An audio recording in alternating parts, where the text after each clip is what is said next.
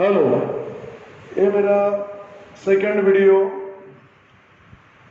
बच्चों, आपने एडमिशन अगर ले लिया होगा कॉलेज में या किसी क्लास में, तो प्रोस्पेक्टस के अंतर्गत ये सारे सब्जेक्ट आपको मिल चुके होंगे। नहीं लिया तो लोगे। फिर भी मैं इंट्रोडक्शन दे देता हूँ हर सब्जेक्ट के बारे में एक एक मिनट का। बच्चों, BCom part 1 semester 1, name of the subject. आपको पहले सेमेस्टर में टोटल 6 सब्जेक्ट है, यानी 6 पेपर आपको देना है।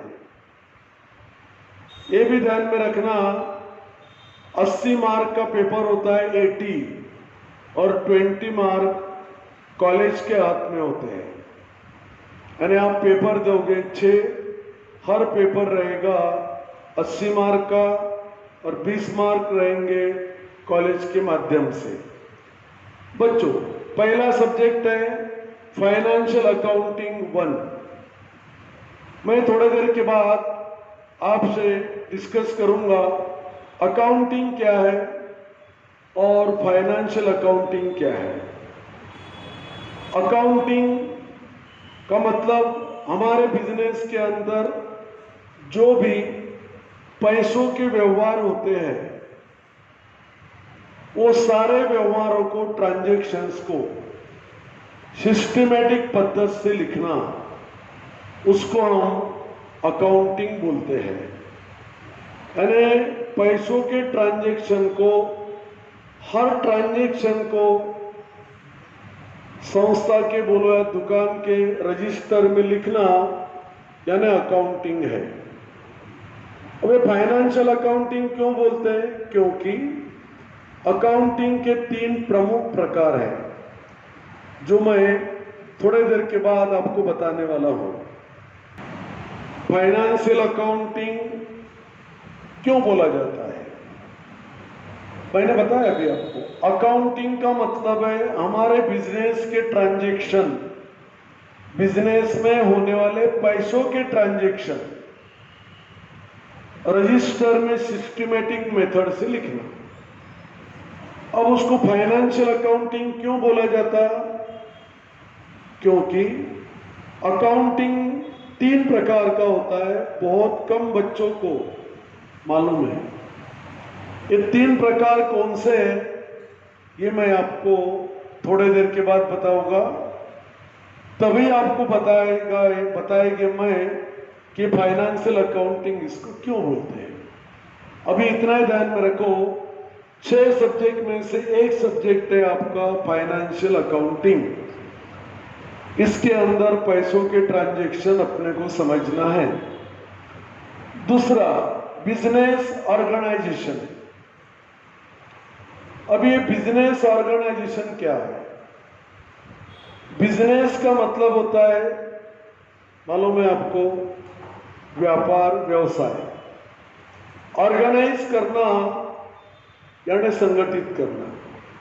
हमको हमारा बिजनेस किस तरह से ऑर्गेनाइज करना है, किस तरह से स्थापन करना है, और स्थापन करने के बाद कैसा उसको आगे बढ़ाना है, ये सारे टेक्निक्स आपको बिजनेस ऑर्गेनाइजेशन में पढ़ाए जाएंगे। वैसा बिजनेस ऑर्गेनाइजेशन यह सब्जेक्ट 12th में, जो 12th कॉमर्स में जो ओसी नाम का एक सब्जेक्ट था, ऑर्गेनाइजेशन ऑफ कॉमर्स, लगभग उसके जैसा है। कुछ पोर्शन वहां का भी यहां पर है। तो बिजनेस को ऑर्गेनाइज करने के तरीके, आगे ले जाने के तरीके, ये सारे आपको बिजनेस ऑर्गेनाइजेशन में पढ़ाए जाएंगे। तीसरा है कंपनी लॉ। कंपनी का मतलब है यहां पर जॉइंट स्टॉक कंपनी। लॉ का मतलब है कानून। अगर आपको एखादी कंपनी स्थापन करना है, जॉइंट स्टॉक कंपनी स्थापन करना है। अभी 12th में जो बच्चे कॉमर्स पढ़े उनको मालूम है कि कंपनी क्या है, पर जिन बच्चों का कॉमर्स नहीं था उनको ये नहीं मालूम कि कंपनी क्या होती है। मैं थोड़ी देर के बाद बताऊंगा आपको कि कंपनी ये क्या है, इसमें कंपनी क्या है। ये जो नॉन कॉमर्स बच्चे हैं जिनका 12th में कॉमर्स नहीं था उनको मैं ऑर्गेनाइजेशंस के टाइप बताऊंगा। ऑर्गेनाइजेशन के टाइप क्या होते हैं, जैसा कि soul trader, partnership, company, joint Hindu family, ये सारे ऑर्गेनाइजेशन के टाइप आपको बताने के बाद आपको पता चलेगा कि कंपनी क्या है और कंपनी के नियम क्या है, कानून क्या है।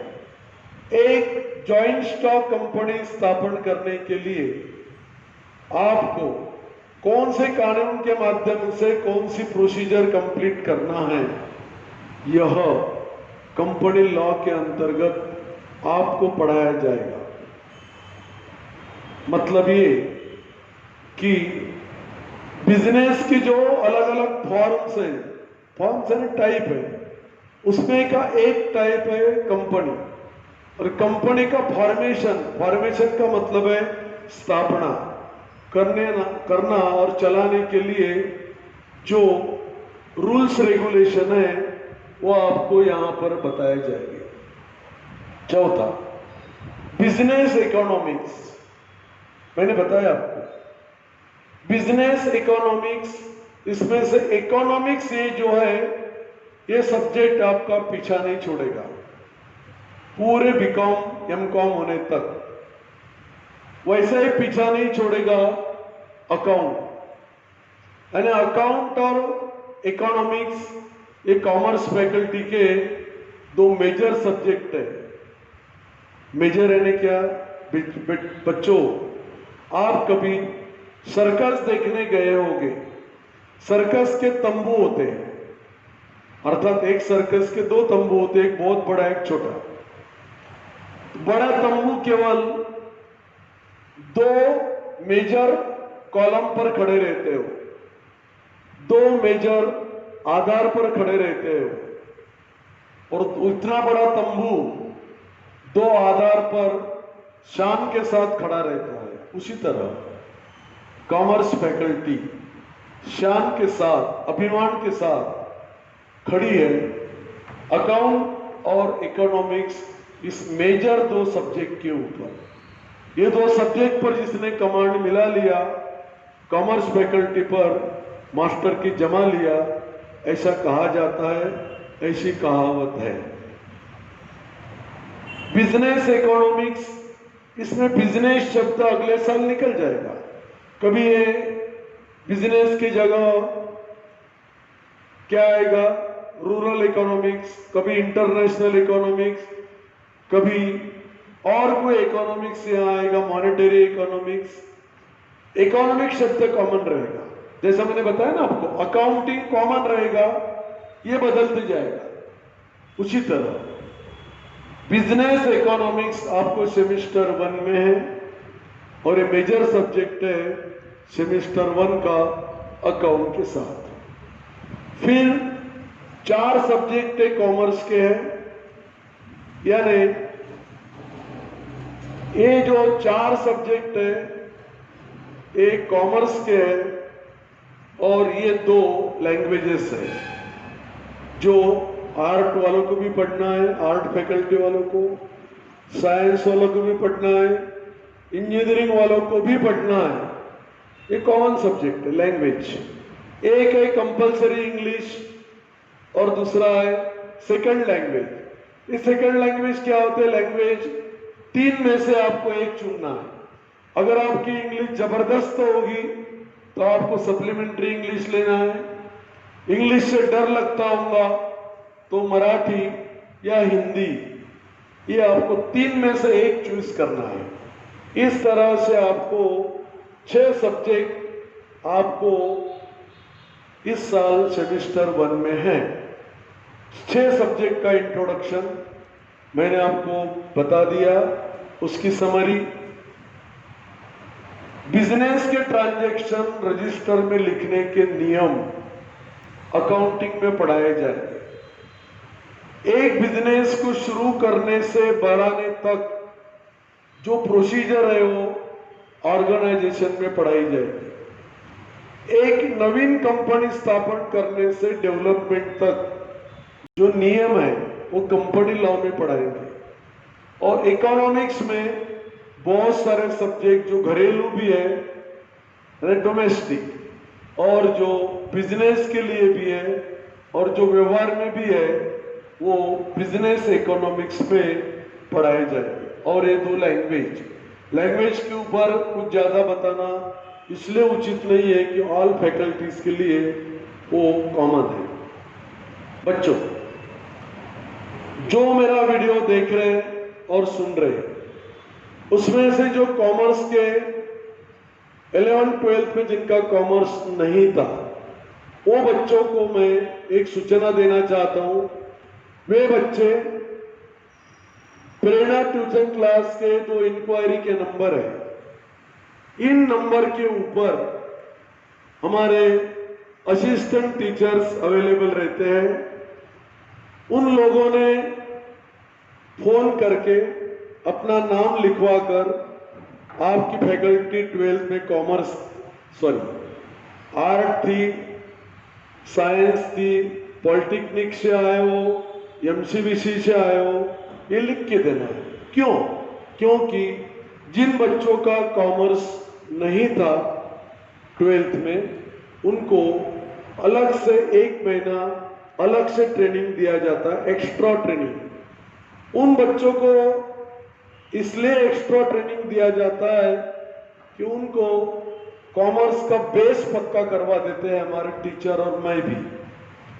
बेस अगर पक्का नहीं हुआ तो आपको फैकल्टी बहुत डिफिकल्ट जाएगी। इसलिए जिन बच्चों का 12th में कॉमर्स नहीं था, उन बच्चों ने इन फोन नंबर पर फोन करके अपना नाम और फैकल्टी लिख के देना हमारे असिस्टेंट टीचर के पास। वो फिर आपको अलग से ट्रेनिंग देने की व्यवस्था करेंगे, उसमें मैं भी इंक्लूड रहूँगा।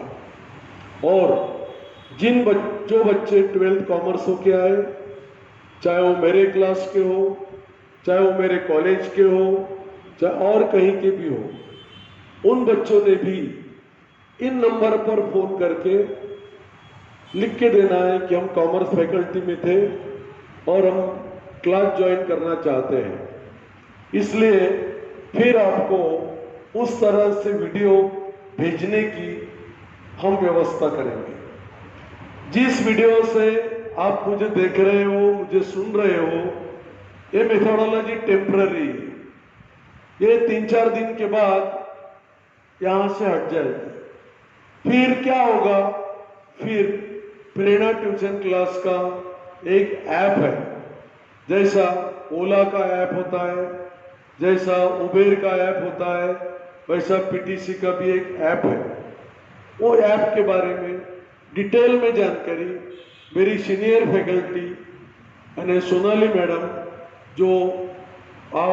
जिसको आप पहचानते हो, और वो आपको बताएगी कि ऐप कैसा हैंडल करना, बाकी सब डिटेल में वो मैडम आपको बताएगी आपका यहाँ पर फोन आने के बाद। क्योंकि 3-4 दिन के बाद ये जो जनरल वीडियो आज बता रहा हूँ ये बंद हो जाएगी और फिर ऐप के थ्रू चालू रहेगा।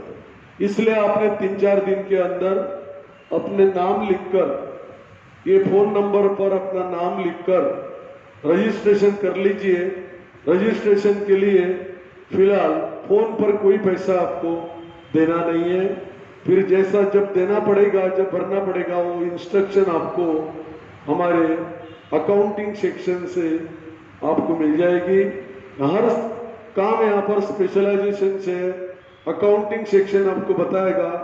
बाकी फाइनेंस के बारे में मैं मेजर सब्जेक्ट पढ़ाऊंगा और बाकी सूचनाएं हमारे assistant perfect teacher not only assistant but perfect teacher समय समय पर आपको बताते रहेंगे।